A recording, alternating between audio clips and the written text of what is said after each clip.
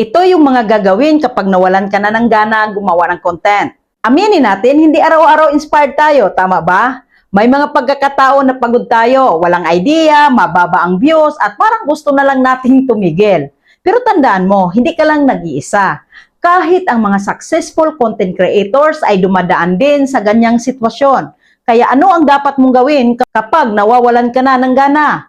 Number 1, balikan mo ang iyong why. Bakit ka ba nagsimula? Para ba makatulong sa pamilya? Para magkaroon ng extra income? Para ma-inspire ang ibang tao? O para mabago ang buhay mo?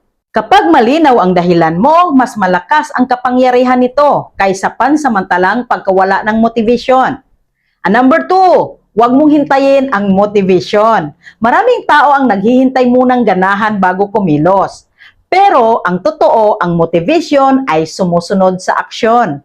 Kapag nagsimula kang gumawa ng isang content, kahit simpleng video lang, unti-unting babalik ang momentum mo. Minsan ang kailangan mo lang ay magsimula.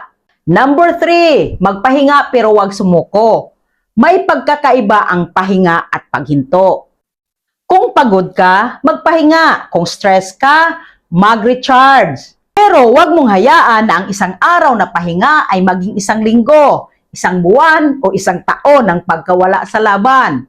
Number 4, huwag masyadong tumingin sa views. Maraming creators ang nawawala ng gana dahil mababa ang views. Pero tandaan mo, hindi mo kontrolado ang algorithm. Ang kontrolado mo ay ang consistency mo, ang kalidad ng content mo, at ang attitude mo. Minsan ang isang video na akala mo walang mangyayari ay siya palang magiging breakthrough mo.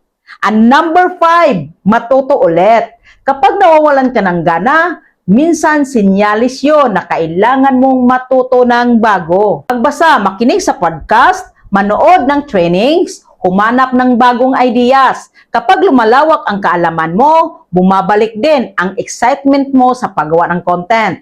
At panghuli, tandaan mo na may mga taong naghihintay sa content mo. May taong mai-encourage, may taong matututo, may taong mabibigyan ng pag-asa. Baka para sa'yo, ordinaryong video lang yon. Pero para sa iba, yun na pala ang motivation na kailangan nila para hindi sumuko. Kaya kung nawawalan ka ng gana ngayon, huwag kang huminto. Magpahinga kung kailangan, magdasal, mag-refocus at bumangon ulit. Dahil ang tagumpay ay hindi para sa mga laging motivated. Ang tagumpay ay para sa mga taong nagpapatuloy kahit minsan nawawalan na ng gana. At gusto kong ipaalala sa iyo, ang susunod mong content ay maaaring maging daan para mabago ang buhay mo at ng ibang tao. Kaya tuloy lang, keep creating, keep inspiring, and keep winning.